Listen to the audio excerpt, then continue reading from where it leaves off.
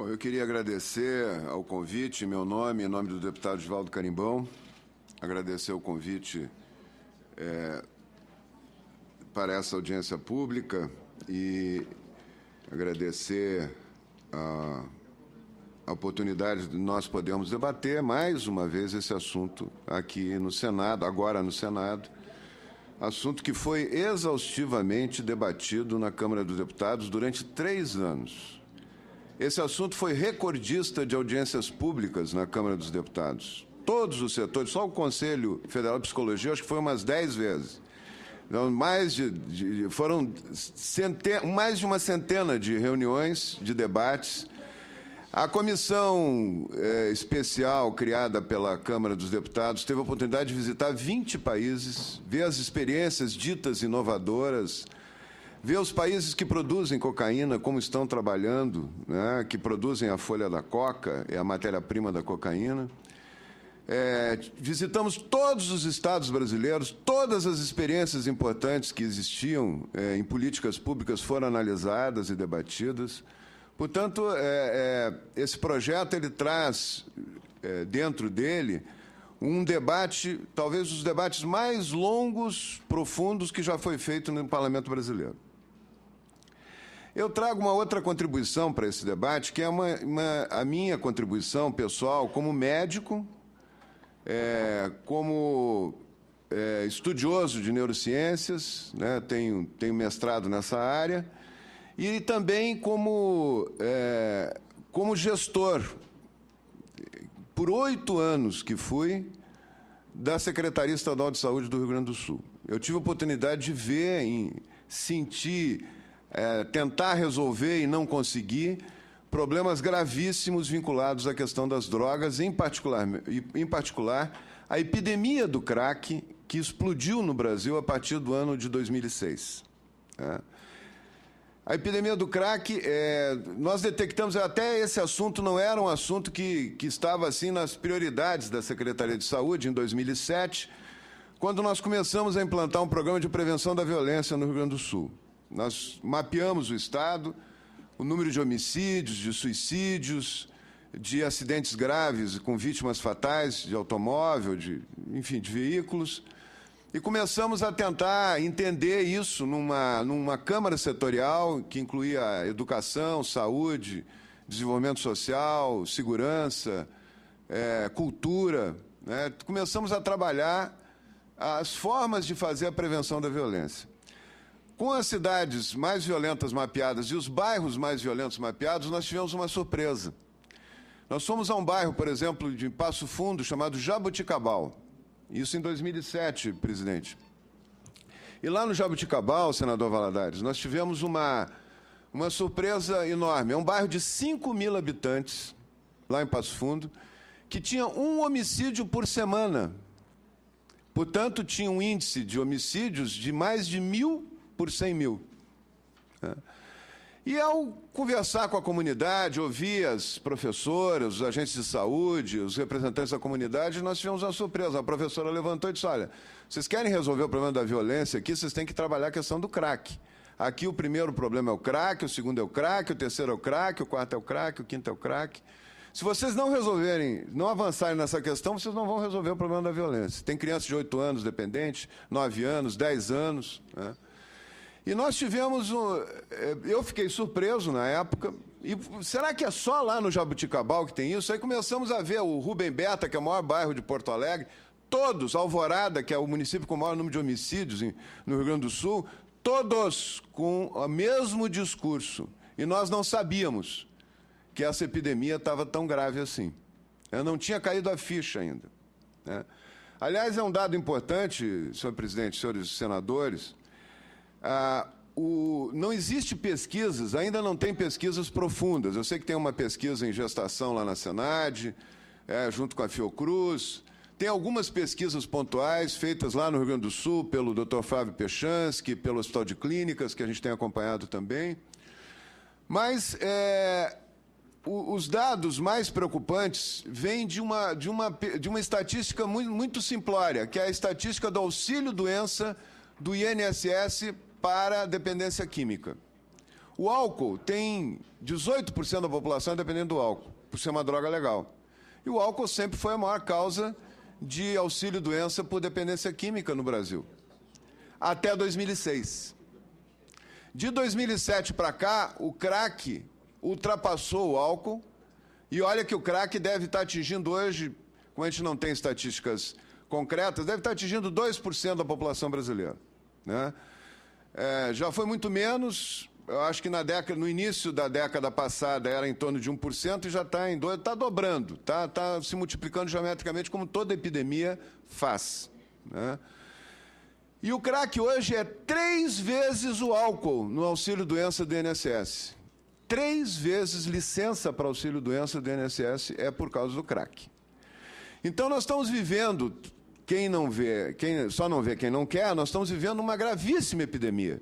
Os senadores que vão aos fins de semana à sua base, os deputados que visitam seus municípios, toda semana recebem relatos assustadores da propagação das drogas e principalmente através do crack, que é uma droga que causa uma dependência rápida. Talvez seja importante frisar aqui que a dependência química é uma doença crônica incurável.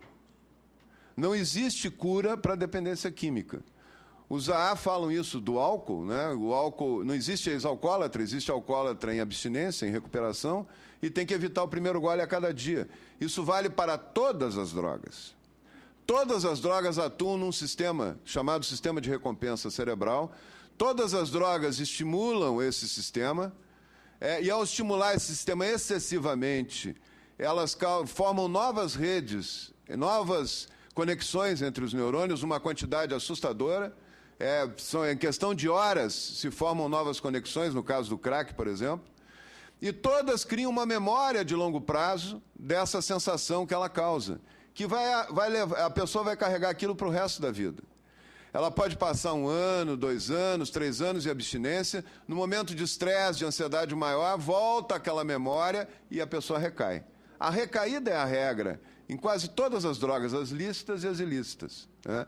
A recaída é a regra e é uma dificuldade, é um tratamento muito complexo, é um esforço muito complexo, que as comunidades terapêuticas têm uma colaboração muito importante de manter as pessoas em abstinência para ter uma vida minimamente produtiva, uma vida familiar, uma vida em que ela não fique dependendo de outros para poder sobreviver. Diante dessa experiência vivida, concreta, e aqui eu falo da experiência de gestão pública, eu não estou falando de teoria, não estou falando de filosofia, não estou falando de uma torre de marfim da universidade, tentando entender o mundo, eu estou falando de experiências vividas concretas. Nós sistematizamos pontos que entendíamos importantes nesse enfrentamento, nessa questão, para enfrentar a questão gravíssima das drogas. Para mim, é a maior causa hoje, é o maior problema de saúde pública, é a maior causa de morte de jovens entre 15 e 25 anos, e é a maior causa de homicídios no Brasil, particularmente o crack. E o Brasil, senador Valadares, é recordista mundial de homicídios. É o país que mais se mata gente no mundo. O ano passado foram 52.300 homicídios. É o país que tem mais acidentes de automóvel do mundo, também com vítimas fatais. Foram mais de 60 mil, refazendo as contas, dá mais de 60 mil acidentes com vítimas fatais, né, no Brasil, né? E é um país que tem um índice significativo de suicídios também, e, em parte, esses suicídios são vinculados à questão também das drogas, né? Então, senador Valadares, é um assunto vasto, que nós poderíamos falar bastante, mas eu queria equacionar alguns pontos, eu queria me permitir até, na questão do tempo, se o senhor fosse generoso. Primeira questão, a lei, o que o projeto de lei fala? Ele fala com uma visão de saúde pública, de diminuir a epidemia. Como é que se diminui uma epidemia? Diminuindo a quantidade de vírus circulante. Eu enfrentei a epidemia da gripe A, enfrentei a epidemia de febre amarela como secretário de saúde, enfrentei a epidemia da dengue. E o que nós temos que fazer? Todo o empenho é para reduzir a quantidade de vírus, que quanto mais vírus tem no ambiente, mais gente doente terá. O senador Humberto Costa é um especialista na área de saúde e sabe o que eu estou falando. Quanto mais droga na rua sendo oferecida, mais gente doente terá. Não há como esconder isso, né? Quanto mais gente oferecendo droga na rua, quanto mais tempo nós conseguimos tirar de circulação quem oferece a droga na rua, menor é a chance de contágio, menor é a chance, muitas vidas poderão ser salvas e muitas pessoas poderão não vir a ser contaminadas, entre aspas, pela dependência química. Uma parcela importante da população é vulnerável à dependência química. Eu tenho debatido bastante em rede social, eu não tenho feito outra coisa nos últimos 2 anos, a não ser debater esse assunto como em primeiro lugar. E as pessoas, não, mas eu não uso droga, quem quiser que use a droga, porque ela pode para mim não tem problema, eu não uso e os outros que se danem, se quiserem usar, que usem, né? Eu posso dizer, senador Valadares, que uma parcela importante da população, praticamente 1/5 da nossa população, é mais vulnerável à dependência química, porque tem outros transtornos mentais que levam a uma dificuldade de controle do impulso. Transtorno bipolar, déficit de atenção e hiperatividade, são alterações mentais que existem na sociedade, a maioria das pessoas nem sabe que tem, né? E que, ao ser oferecida uma droga, ela rapidamente pode ter um uso compulsivo dessa droga. Então, nós estamos tratando de uma coisa grave, de uma questão gravíssima de saúde pública e, por isso, nós pedimos o aumento da pena para o tráfico, a pena mínima, para separar, para tirar a maior quantidade possível de circulação, diminuir a circulação da droga. Muita gente diz, não adianta. Imaginem, quanto tempo que se reprime no mundo a guerra contra as drogas e tal, não adiantou nada. Ora, senador Valadares, eu quero lhe dizer, em primeiro lugar, que a droga, que quando se toma posições firmes contra a droga, se reduz o consumo e se reduz as doenças, as pessoas doentes. Foi o caso da Suécia, o caso dos Estados Unidos, que é acusado de promover a guerra contra as drogas, mas que foi um país que reduziu pela metade o número de homicídios nos últimos 20 anos e reduziu de 4% da população dependente do crack para 0,7% da população dependente do crack. A China foi um país que foi imposto a legalização da droga na China pela Inglaterra, uma guerra imperialista da Inglaterra, impondo à China o ópio, o uso do ópio. A China chegou a ter 35% da sua população que não conseguia nem sair de casa. A China teve que fazer 2 guerras com a Inglaterra e hoje a China é o país que mais reprime droga no mundo. Um dos países que mais reprime droga, inclusive tem pena de morte. Não é uma questão de esquerda ou de direita. Não me venham com discurso de esquerda aqui, dizer que a esquerda quer liberar a droga e que a direita quer reprimir droga. Todos os países socialistas, a maioria tem pena de morte para a droga. E quando não tem pena de morte, como Cuba, é prisão perpétua, né? Então, são países que têm o sofrimento na sociedade da droga, a experiência do sofrimento da sociedade. Não é, senador Valadares, não é uma imposição dos Estados Unidos para o mundo a guerra sobre droga, a guerra contra as drogas. O Irã, que é um país que não tem nada a ver com os Estados Unidos, que não obedece em nada aos Estados Unidos, proíbe inclusive o álcool. O álcool é proibido na lei do Irã. A China não tem nada a ver com os Estados Unidos, não obedece aos Estados Unidos e tem pena de morte para o tráfico. A Coreia do Norte, o Vietnã, todos esses países têm penas duríssimas, inclusive Cuba, penas duríssimas para uso de drogas e para tráfico de drogas. Então, nós não estamos tratando aqui de esquerda ou direita, de liberal ou não liberal, do Milton Friedman, que defende a liberação das drogas, passando pelo Foucault até o Bakunin, vários grupos, várias tribos filosóficas e pensadoras defendem a liberação das drogas. Isso não quer dizer que as drogas que sejam uma coisa boa para a humanidade, né?